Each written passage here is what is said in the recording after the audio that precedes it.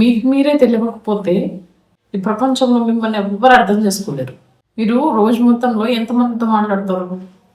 పిల్లలు, husband, wife, అమ్మ నాన్న కావచ్చు, ఫ్రెండ్స్, ఆఫీస్ వాళ్ళు. కానీ చివరిసారిగా మీతో మీరు ఎప్పుడు మాట్లాడారు? మనలో చాలామందికి ప్రపంచం గురించి చాలా తెలుసు, అంటే బయట ప్రపంచం గురించి అన్నమాట. కానీ మన గురించి మాత్రం చాలా తక్కువ తెలుసు. మన గురించి అంటే మన లోపల ఇన్నర్ వరల్డ్, దాని గురించి ఎంతమందికి తెలుసు? మీ ఇన్నర్ వరల్డ్ గురించి మీకు తెలుసా? మనం ఎందుకు కోపడతాము? మనం ఎందుకు సంతోషపడతాము? ఎందుకు మనకు కొన్ని కొన్ని మాటలు బాధ పెడతా ఉంటాయి? ఎందుకు కొంతమందితో పోల్చుకుంటూ ఉంటాము? ఎందుకు చిన్న ఫెయిల్యూర్ కూడా పెద్దదిగా అనిపిస్తుంది? ఎందుకు సింపుల్ లైఫ్ కూడా కాంప్లికేట్గా అనిపిస్తుంది? ఇలాంటి క్వశ్చన్స్కి ఆన్సర్ బయట లేదు, ఇవి మనలో ఉన్నాయి. కానీ మనం వాటిని వెతకం.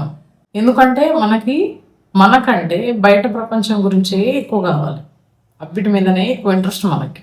మన ఇన్నర్ వరల్డ్ తప్పించి ఏది ఉన్నా కానీ అది బయట ప్రపంచం కిందకే వస్తుంది.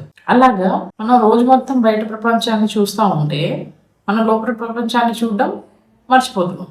మీ మనస్సు కూడా ఒక ఇంటి లాంటిది. బయట ఇల్లు రోజు శుభ్రం చేస్తాం కదా, కానీ మనలో పేరుకుపోయిన భయం, బాధ, కోపం, నిరాశ ఇలాంటి వాటిని ఎప్పుడు శుభ్రం చేస్తాం? అందుకే చాలామంది బయట నవ్వుతూ కనిపిస్తారు, కానీ లోపల అలసిపోయి ఉంటారు. రోజులో ఒక్కసారైనా మీతో మీరు మాట్లాడుకోండి, మీ పైన మీ క్వశ్చన్స్.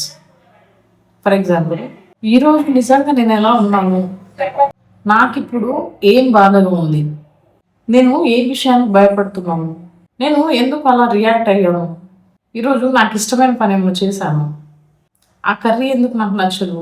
లేకపోతే ఆ వ్యక్తి ఎందుకు నాకు ఇష్టం? ఇలాంటివి, ఈ ప్రశ్నలకు వెంటనే సమాధానం చెప్పాల్సిన అవసరం లేదు. ఓన్లీ వినండి. మీరేం మాట్లాడుతున్నారో మీరు వినండి, మీ మనసు ఏం చెప్తుందో వినండి. మనల్ని మనం అర్థం చేసుకోవడము అంటే మనల్ని మనం జడ్జ్ చేయడం కాదు, మనల్ని మనం వినడం. ఎందుకంటే మీకు మీరు పూర్తిగా అర్థమైతే మీ భావోద్వేగాలు అర్థమవుతాయి, ఫీలింగ్స్, ఎమోషన్స్, మీ నిర్ణయాలు అర్థమవుతాయి, మీ బలాలు అర్థమవుతాయి, మీ బలహీనతలు అర్థమవుతాయి.